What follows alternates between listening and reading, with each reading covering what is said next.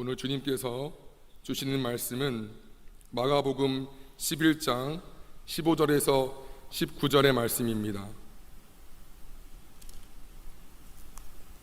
신약 73면에 있습니다. 마가복음 11장 15절에서 19절의 말씀을 교독하여 봉독하시겠습니다. 신약 73면에 있습니다. 그들이 예루살렘에 들어가니라. 예수께서 성전에 들어가사 성전 안에서 매매하는 자들을 내쫓으시며 돈 바꾸는 자들의 상과 비둘기 파는 자들의 의자를 둘러 엎으시며 아무나 물건을 가지고 성전 안으로 지나다님을 허락하지 아니하시고 이에 가르쳐 이르시되 기록된 바 내 집은 만민이 기도하는 집이라 칭함을 받으리라고 하지 아니하였느냐. 너희는 강도의 소굴을 만들었도다 하시매 대제사장들과 서기관들이 듣고 예수를 어떻게 죽일까 하고 꾀하니 이는 무리가 다 그의 교훈을 놀랍게 여김으로 그를 두려워함일러라. 합독하시겠습니다. 그리고 날이 저물매 그들이 성 밖으로 나가더라. 아멘. 아멘. 강도의 소굴된 교회에 임하는 하나님의 심판이란 제목으로 하나님 말씀을 증거하겠습니다. 여러분 반갑습니다. 네, 명절 후에 일상에 적응하시느라고 힘들었을 텐데 다들 한 주간 수고 많으셨습니다.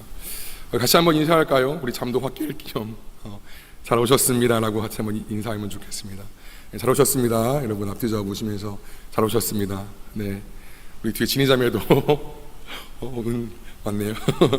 반갑습니다. 네. 오늘 본문은 여러분 잘 알고 계시는 말씀이지요. 소위 예수님의 성전 정화 내지는 성전 척결이라는 사건으로 알려진 그런 이야기에 대해서 보여주고 있습니다. 우리 지난주에 들었던 것처럼 마침내 예수님께서 호산나 찬송하리로다 주의 이름으로 오시는 이여, 우리 기억나시죠? 호산나 호산나.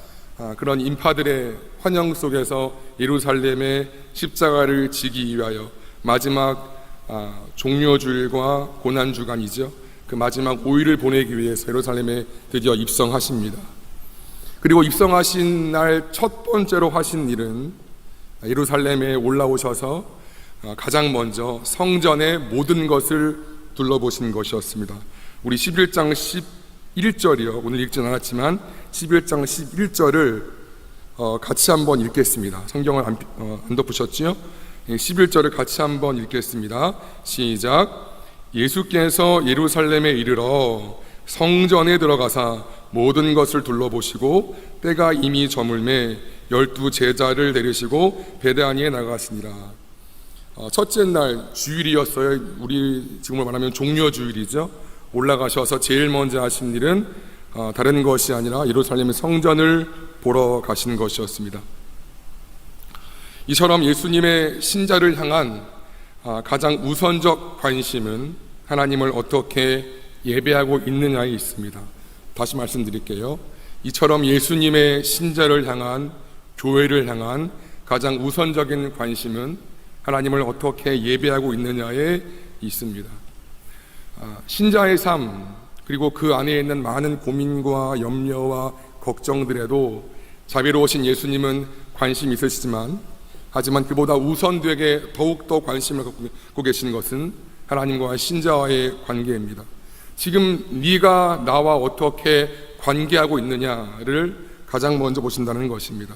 왜냐하면 그것이 묶여 있으면, 그 관계가 묶여 있고 막혀 있으면 다른 것이 잘 되는 것처럼 보이고 풀어지는 것 같아 보이나 결국에는 묶여지는 것이고요. 그 관계가 풀어지고 잘 소통되고 있으면 힘들고 어려운 상황이지만 결국 그것이 풀어지기 때문입니다.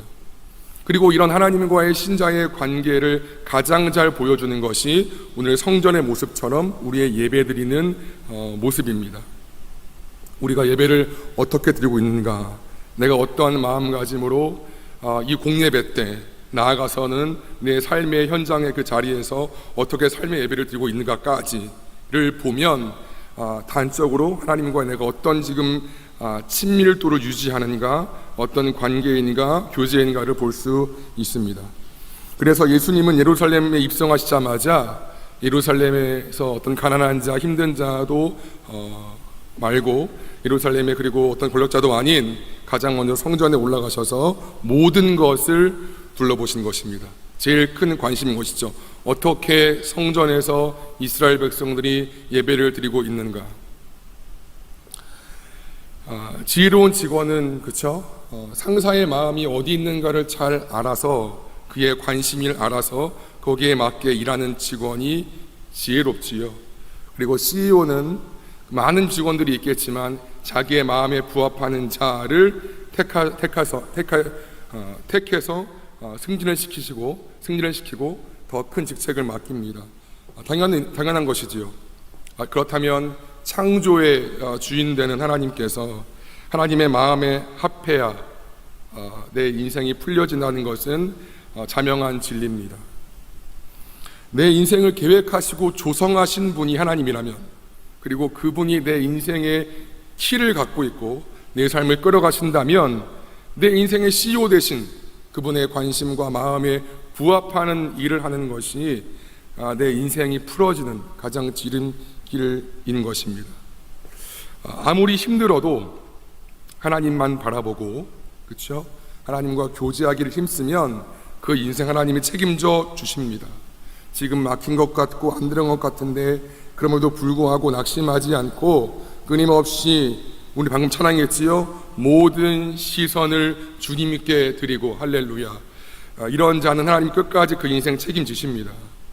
반면에 자기 힘으로, 자기 경험과 생각으로 아등바등 그 자리에서 자기 힘으로 애쓰는 사람, 참 애쓰는 게 귀하고 어떻게 보면 가엾기까지 하지만 고생만 하고 인생 풀어지지 않습니다. 예수님께서 성전부터 올라가셔서 모든 것을 그냥 보신 게 아니에요. 성전부터 올라가셔서 모든 것을 둘러보셨음을 기억하십시다. 우리가 살아가면서 쏟아야 되는 관심, 또 에너지, 그런데 많은 삶의 영역들이 있지만 가장 먼저 하나님의 관심, 즉 하나님과 나의 관계에 우선순위를 두시기를 기도하고 축복합니다. 그것이 지혜이고 인생 잘 되는 지름길인 것을 다시 한번 강조해서 말씀드려요. 그렇게 모든 것을 둘러보신 예수님께서 그날은 저물었기 때문에 예루살렘 근처에 베다니라는 마을로 가셔서 주무세요. 그리고 다음날 월요일인 거죠. 다시 올라오십니다. 다시 성전으로 올라오십니다. 그런데요, 이때는 좀 다른 모습이세요. 그냥 이 전날 주일은 둘러보셨다면 이날 성전에 올라오실 때는 작정하시고, 소위 우리말로 작정하시고 일을 버리시려고 올라오십니다. 예수님 화를 잘 안 내시지요? 아무리 큰 죽을 것 같은 죄를 지어도 화를 내시는 분이 별로 아니세요. 진짜 악한 그런 바리새인들한테는 저주하실 수 있으나 정말 자애로우신 예수님은 화를 안 내세요. 품어주시죠. 근데 가장 많이 화를 내신 본문이에요. 그리고 이 본문을 마태, 마가, 누가, 요한, 사복음서는 다 기록합니다. 다 기록했다는 건 그만큼 중요한 의미를 가진 본문이라는 뜻입니다. 우리 15절과 16절이죠. 같이 한번 통독하시겠습니다. 11장 15절과 16절을 같이 한번 통독하시겠습니다. 시작. 그들이 예루살렘에 들어가니라. 예수께서 성전에 들어가사 성전 안에서 매매하는 자들을 내쫓으시며 돈 바꾸는 자들의 상과 비둘기 파는 자들의 의자를 둘러 엎으시며 아무나 물건을 가지고 성전 안으로 지나가님을 허락하지 아니하시고. 여긴 안 나왔지만 다른 복음서는 채찍까지 휘둘렀다고 되어 있어요. 다 엎으셔요. 다 둘러푸시고. 잘 상상이 안 되죠? 예수님께서 다 둘러푸시고 침묵으로 하진 않으셨겠죠? 나가! 굉장히 대노하시면서 성전에 큰 소동을 일으키십니다. 예수님 같지 않은 사뭇 생소한 그런 모습인데요. 첫 번째는 매매하는 자들을 내쫓으셨습니다. 매매하는 자들. 여러분, 제사를 드리러 올 때 그냥 오지 않죠. 양이나 소나 비둘기, 희생 제물을 제사를 드리는 오는 자는 직접 가져와야 했습니다. 이것이 신명기에 기록이 되어 있어요. 하지만 종교 지도자들이라는 소위 그런 사람들은 예루살렘 근처 감람산, 바로 옆이 감람산이거든요. 감람산에 4개의 시장을 열어서 거기서 희생 제물을 사도록 그렇게 했습니다. 성심으로 그렇게 어렵게 자기 고향에서부터 그런 제물을 끌고 온 사람이라 할지라도 뭐 흠이 있다, 뭐가 잘못됐다 이런저런 핑계를 대어서 그 제물을 못 바치게 했고 반려시켰고 제사장들이 정한 그 장소의 시장에서 산 것만 받았습니다. 더군다나 심지어 대제사장이라고 하는 사람은 이방인의 뜰로 알려진 성전, 그러니까 성소 바깥 지역에 한마디로 예배당 마당이라고 할까요? 널찍한 뜰에 시장을 만들었습니다. 사진을 좀 보여주시겠어요? 여러분, 이것이 성전 모형인데요. 제가 노란색으로 칠한 부분이 이방의 뜰입니다. 이게 성전 전체고요. 가운데가 성소죠. 그리고 저 파란색 칠한 부분이 유대인 여인만 들어갈 수 있고요. 그리고 빨간색까지가 유대인 남자만 들어갈 수 있어요. 이방인은 순수혈통이 아니기 때문에 저 성소에 들어가면 해를 당할 수 있고요. 죽임까지 당할 수 있기 때문에 못 들어갔습니다. 때문에 이방인의 뜰, 저 노란색 부분은요, 유대교로 회심한 이방인들이 멀리서 와서 경배할 수 있고 예배드릴 수 있는 유일한 그런 장소인 것이지요. 근데 그곳에다가 제사장들은 시장통을 연 거예요. 뒀다가 성전, 우리말로 지금으로 하면 우리 영주의 마당에 또는 로비에 그런 시장통을 연 것입니다. 고대 유대인 역사가 요세푸스는 주 66년에 25만 6,600마리의 양들이 6월절 희생제물로 드렸다고 되어 있어요. 어마어마한 숫자죠. 6월절 절기에 26만 마리의 그런 제물이 바쳐졌다는 거예요. 그 많은 동물 플러스 제사를 드릴 때 썼던 밀과 소금과 기름 등이 다 어디서 구입됐을까요? 여기에서, 이 시장통에서. 제사장들이란 사람이죠. 가장 예배를 경건하게 끌어가야 됐고 예배를 가장 잘 집도해야 됐고 이스라엘의 영적인 상태를 하나님 말씀 앞에 제대로 유도해야 했던 그런 사람들이 예배의 분위기가 망쳐지는 것은 아랑곳하지도 않았습니다. 이스라엘에서 가장 경건해야 할 성전은 동물들의 울음소리, 그리고 상상해 보세요. 수만 마리가 성전에 있는 거예요. 매매소리 싸게 해주세요.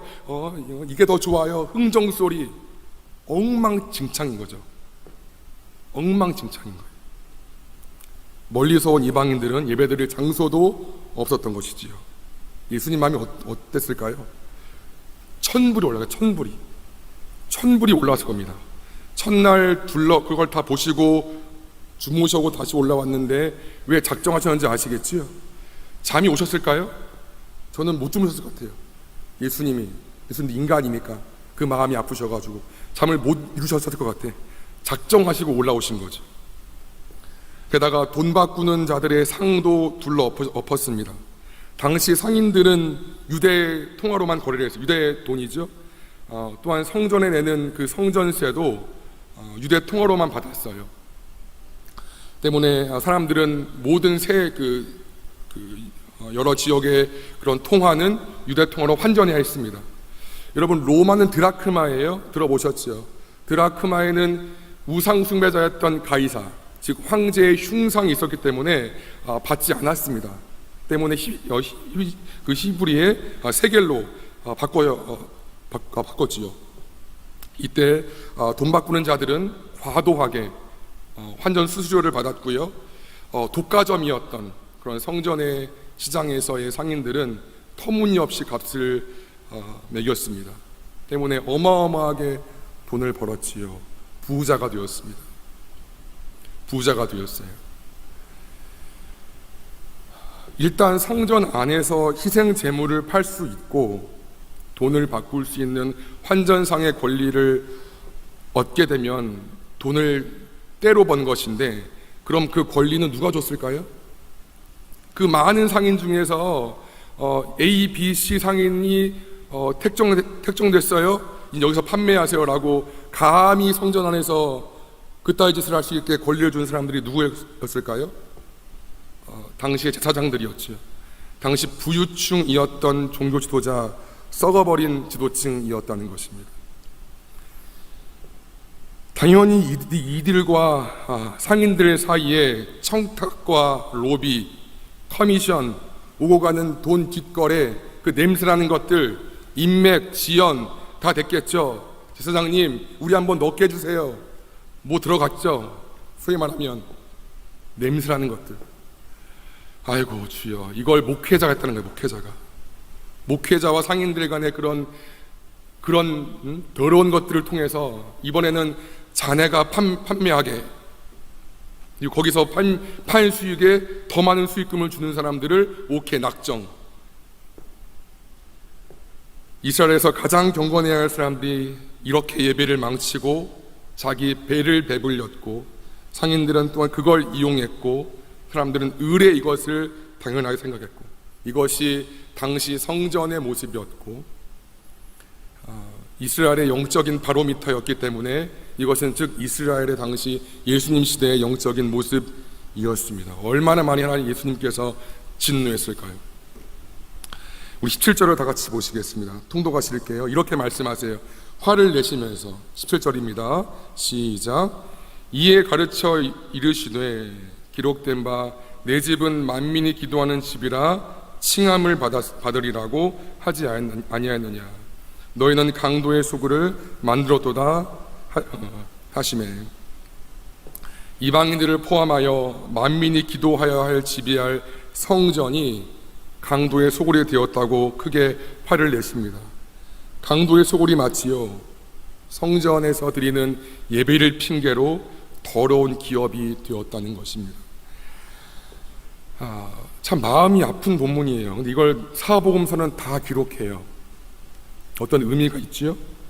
만약 지금 이러한 모습이 한국의 목사들에게 있다면, 그리고 지금의 저 자신과 앞으로의 저에게 있다면, 그리고 한국의 성도들에게 있다면, 그런 자들은 지옥으로 가기에 부족함이 없을 것입니다.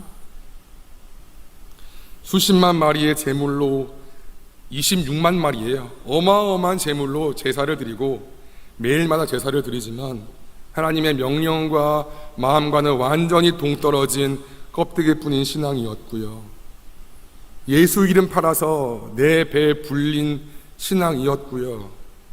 예배는 관심도 없고 내 먹기 살기 급급한 내 용도, 내 일신의 안위를 위한 신앙이었고, 어떻게 보면 신앙이라고도 부르기도 말할 수 없는 이런 가짜 기독교에서 살아가는 여러분, 도망치시기 바랍니다. 이런 데서 도망치시기를 바랍니다. 거기에서 성도네 목사네 하면서 거짓 안주하지 말고 예수님의 마음을 알아들이기를 축원하고 기도합니다. 이런 자들에게 반드시 심판이 있어요. 사실은 이 본문은 성전 척결이라기보다도 심판을 상징합니다. 그거 상징적으로 보여주는 것이 본장 11장 앞선 구절에 있어요. 우리 12절에서 14절 말씀을 같이 한번 읽겠습니다.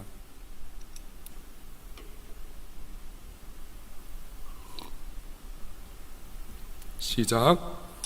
이튿날 그들이 베다니에서 남았을 때에 예수께서 시장하신지라 더 잎사귀 있는 한 무화과 나무를 보시고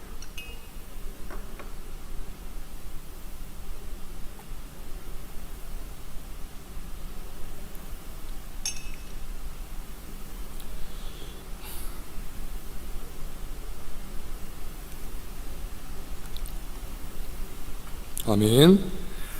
예수님께서 입성하셔서 그날 예루살렘 성전에서 주무셨지요. 다음날 올라오실 때 시장하십니다. 근데 길가에 웬 무화과 나무가 보였어요. 그래서 그 열매, 그 무화과 나무에서 시장하시니까 무언가 찾고자 하여, 즉 열매를 얻고자 하여 가까이 가십니다. 그런데 아직 무화과 나무의 열매의 때가 아니었기 때문에 열매가 없었지요. 그런데 예수님께서 그 무화과 나무의 열매 없음을 저주하십니다. 영원토록 네게서 열매를 따먹지 못하리라. 아니 당연히 무화과나무의 열매 때가 아니기 때문에 열매가 없는 것이 맞잖아요. 근데도 불구하고 그 나무에 열매 없음을 저주하십니다. 실제로 이 본문은 많은 학자들의 논란이 있었지요. 그러나 이것은 헬라 원어를 구분하지 못해서 생긴 일로 동일하게 무화과로 번역된 이 단어를 구분하면 금방 풀립니다. 이스라엘의 그 무화과는 사월부터 10월까지 총 5번의 열매를 맺습니다. 11월부터 3월까지의 기나긴 6개월간의 겨울을 지나고요, 6월절, 즉 4월이죠. 예수님 지금 올라가실 때가 6월절이니까 6월절 어린 양이시죠. 6월절이니까 4월이 맞지요. 이 4월부터 시작해서 그 조그만 잎사귀와 함께 그 해에 작은 무화과나무가 열매가 보입니다. 이 첫 열매를 시작해서 이제 하나씩 맺혀지는 것이지요. 그런데 이스라엘 사람들은 그 첫 열매와 그 다음부터 맺는 열매를 분리합니다. 여기 보면 첫 번째 제일 먼저 열리는 그거를 이제 파게라고 불러요. 첫 번째 열매인 것이지요. 처음으로 열리는 것이기 때문에 설이 있고 수분과 당도가 적습니다. 2, 3, 4, 5번째 열리는 것이 테에나, 이집트는 완전한 열매예요. 당연히 완전히 익었고 수분과 당도가 충분한, 먹기가 참 편한 것이지요. 그래서 이스라엘 사람들은 이런 파게, 처음에 맛이 없고 좀 먹기에 그런 이 첫 번째 4월달에 열리는 이 열매는 열매지만 별로 좀 먹기 좋지 않은 이 열매를 구분하기 위해서 이렇게 부른 것입니다. 이 원어를 사용해서 다시 12절과 13절의 말씀을 보면 이렇습니다. 이튿날 그들이 베다니에서 나왔을 때 예수께서 시장하신지라 멀리서 잎사귀 있는 한 무화과나무를 보시고 혹 그 나무에 무엇이 파괴인 거예요. 완전하진 않지만 그래도 첫 열매가 있을까 하여 가셨더니 가서 보신즉 잎사귀 위에는 아무것도 없더라. 이는 무화과 테에나의 때가 아닙니다. 되어 있죠. 예수님은 아주 시장하셨어요. 때문에 테에나가 아닌 이런 덜 익은 것도 보냈습니다. 그런데요, 파괴가 없다는 것은 앞으로 열릴 테에나도 없다는 것이지요. 예수님은 입만 무성하고 파괴조차 맺지 못하는 예루살렘의 영적인 상태를 보이신 것입니다. 이 사건들을 통해서 제자들을 보이시고 연이어서 성전에서의 그런 사건들을 보이신 것이지요. 이걸 다시 이 무화과나무 사건과 이 성전 사건을 연결시키면 이렇습니다. 보여주세요. 자막 없나요? 네.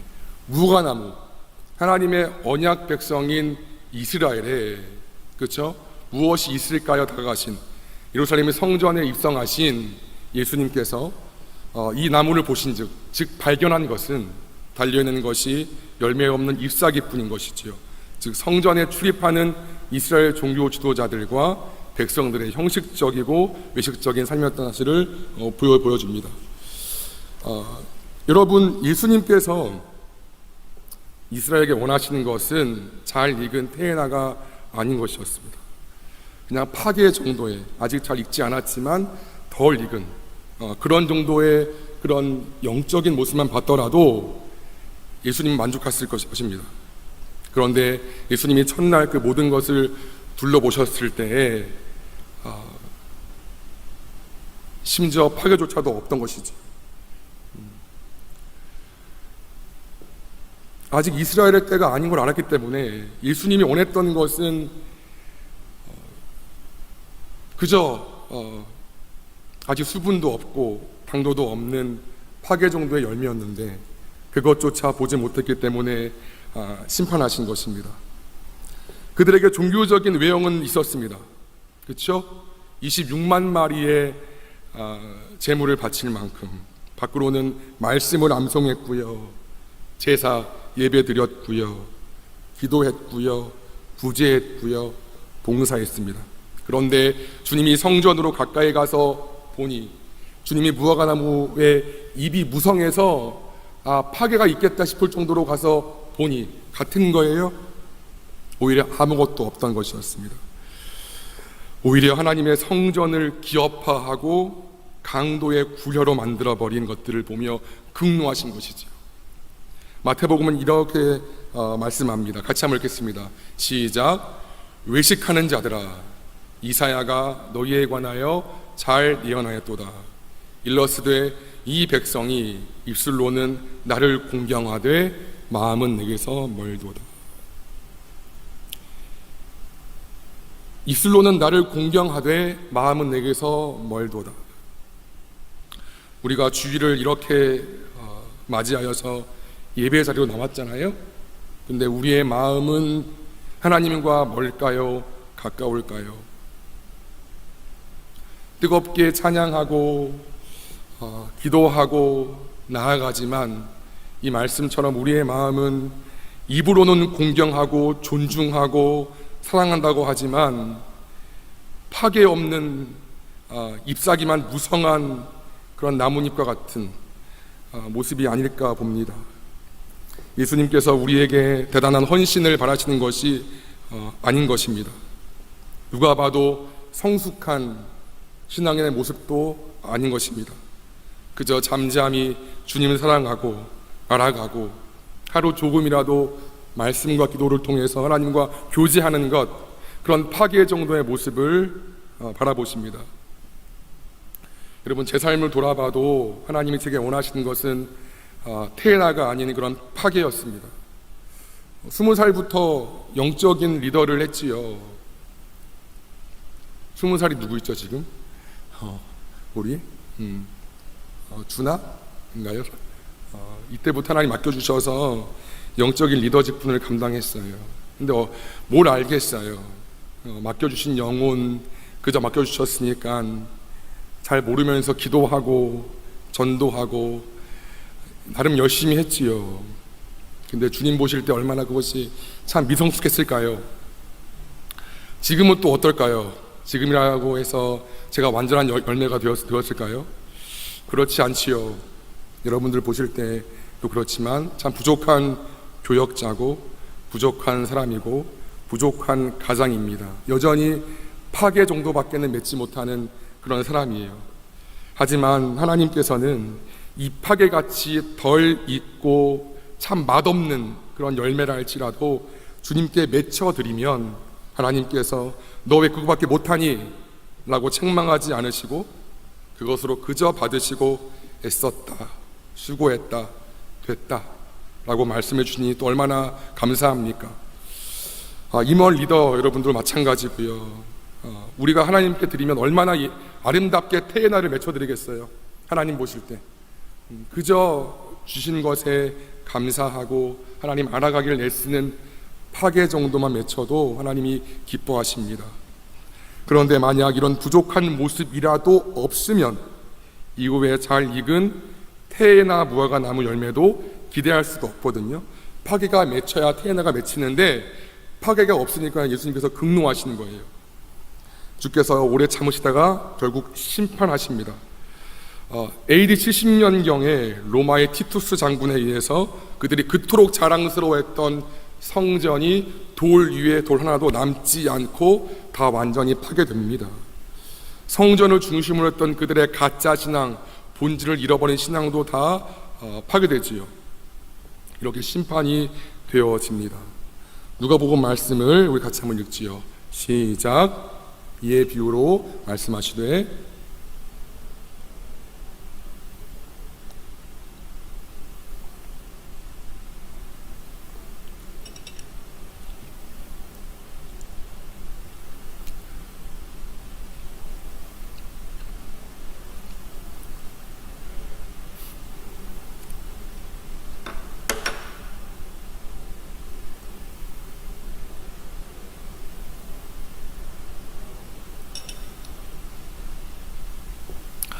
아멘. 하나님은 우리를 거룩한 나라의 백성으로 심으신 것이지요. 그리고 당신의 당연히 거룩한 열매를 맺기를 소망하십니다. 만약 우리가 지금 하나님 앞에 그렇다 할 믿음의 열매를 맺지 못하고 있음에도 이렇게 존재할 수 있는 것은 예수님께서 하나님의 진노를 맡고 계시면서 중보자가 되어주셔서 내게 두릅하고 걸음을 주어 열매 맺기를 기대하고 있기 때문은 아닐까요? 하나님은 우리를 사랑하셔서 끊임없이 하나님의 말씀을 듣게 하여 주세요. 그렇죠? 하나님의 사람들을 통하여서, 하나님의 어떤 공동체를 통하여서 끊임없이 진리의 말씀을 듣게 하시고 주님의 뜻을 알려주십니다. 그리고 생명에 이룰 수 있도록 도와주시지요. 이렇게 우리를 심으시는데 열매를 기대하지 않고 심는 농부가 없잖아요. 주님이 저와 여러분을 이 땅에 심으신 후에 제대로 된 열매 없음에도 버리지 않으시고 두릅하고 거름을 주고 계십니다. 여러분, 지금도 하나님께서 어떻게 보면 저를 통해서 또 우리 교회를 통해서 우리 자신에게 두릅하고 거름을 주고 있을 수도 있다고 생각합니다. 하나님이 우리 가운데 열매 맺기를 소원하시는데 하나님 오래 참으세요. 하나님 사랑이시니까. 근데 하나님은 심판하세요, 여러분들. 물론 심판도 나중 유대의 백성들이 다 회복된 것처럼 우리를 잘되게 하기 위한 사랑의 심판이에요. 근데 아프잖아요. 유대의 민족이 남유다까지 망해서 바벨론의 포로가 되었지만 회복이 되었지요. 또 범죄해서 이스라엘 성전이 파괴되었지만 또 회복이 되었지. 하나님 이렇게 다 심판하시긴 하시는데 또 회복을 시켜주세요. 근데 아프잖아요. 하나님께서 우리 가운데 파괴를 맺기를 원하시는데 그 정도의 작은 마음도 드리지 못하고 하나님과의 관심과 동떨어진 삶을 살다 보면 하나님이 치십니다, 여러분들.